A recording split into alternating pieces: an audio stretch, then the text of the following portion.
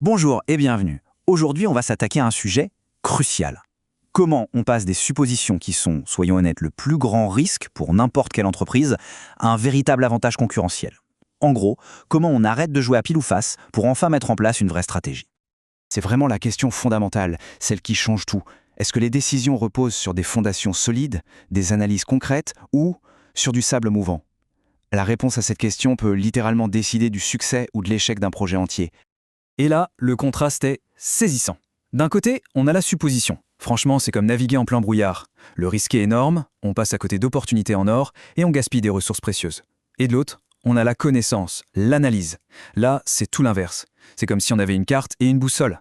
Ça donne la confiance nécessaire pour prendre les décisions qui comptent et surtout pour créer des produits qui touchent vraiment leur cible. Alors, comment on fait pour passer de cette incertitude à la clarté? Eh bien, il existe un cadre, une méthode simple et super concrète, décomposée en 3 grandes étapes. C'est ce qu'on va explorer ensemble aujourd'hui et c'est ce qui permet de transformer complètement son approche. Ok, on plonge dedans. Première partie, la collecte de l'intelligence brute. Attention, ici le but n'est pas juste d'accumuler un maximum de données, non. Il s'agit de trouver la bonne matière première, celle qui contient les véritables pépites d'information, les fameuses insights. Pour bien collecter, il faut savoir qu'il y a 2 manières principales d'écouter. D'abord, le quantitatif. Ça répond aux questions quoi et combien. C'est la vue d'ensemble, la carte du territoire. Et puis il y a le qualitatif. Là, on cherche le pourquoi et le comment. C'est ce qui donne la profondeur, le contexte, c'est ce qui permet de comprendre le paysage, pas juste de le voir. L'un sans l'autre, c'est une vision qui reste incomplète. Et pour trouver ces pépites qualitatives, justement, il faut souvent sortir des sentiers battus. Les vraies frustrations, les vrais besoins, ils ne sont pas toujours dans les rapports de marché bien propres. Ils sont dans les conversations sans filtre, sur des forums de niche, des serveurs Discord, ou même dans les avis laissés sur les produits des concurrents.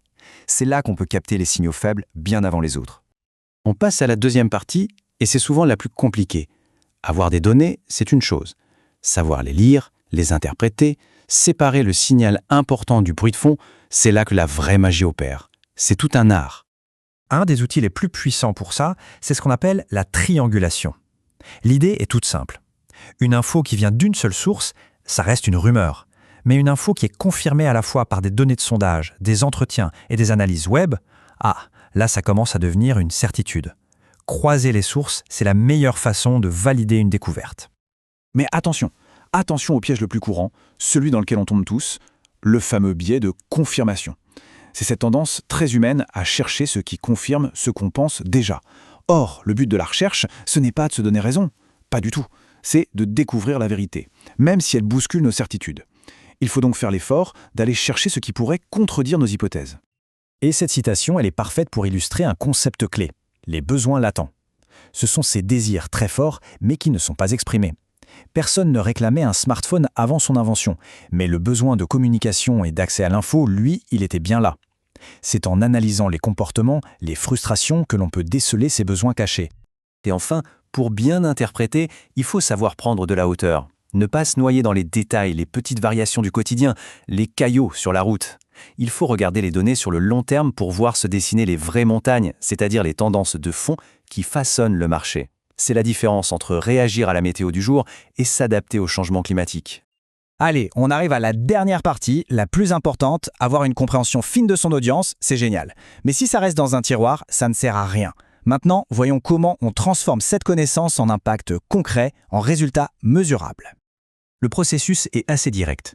D'abord, on traduit la découverte en une hypothèse claire, du style « si on fait X, alors on s'attend à ce que notre audience réagisse par Y ». Ensuite, on teste cette hypothèse, à petite échelle. Si ça marche, hop, on l'intègre dans la stratégie globale. Et enfin, on communique sur cette compréhension pour montrer au marché qu'on l'a vraiment écouté. Et ce qui est vraiment puissant, c'est de comprendre que le résultat de toute cette recherche, ce n'est pas juste un rapport ennuyeux, non, c'est la matière première de la communication. C'est l'histoire la plus authentique qu'on puisse raconter. Concrètement, qu'est-ce que ça veut dire? Ça veut dire créer du contenu qui répond pile aux problèmes qu'on a découverts. Utiliser leurs mots, leurs expressions, leur langage.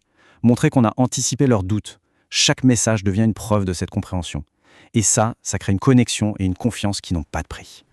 Mais le point le plus important à retenir, c'est que ce n'est pas un projet avec un début et une fin. Le marché change tout le temps. La compréhension de l'audience, ce n'est pas une destination, c'est un voyage, un cycle permanent. On écoute, on apprend, on s'adapte et on recommence. Je vous laisse avec une dernière pensée pour conclure. L'audience, elle, n'attend pas. Elle évolue, chaque jour. La vraie question, ce n'est pas de savoir si on comprend son marché aujourd'hui, c'est de savoir si on a mis en place ce qu'il faut pour le comprendre encore demain. La clé, c'est d'avoir une capacité d'apprentissage qui va aussi vite que le marché lui-même. Envie d'aller plus loin? Retrouvez la formation complète et les exercices pratiques en cliquant sur le lien dans la description.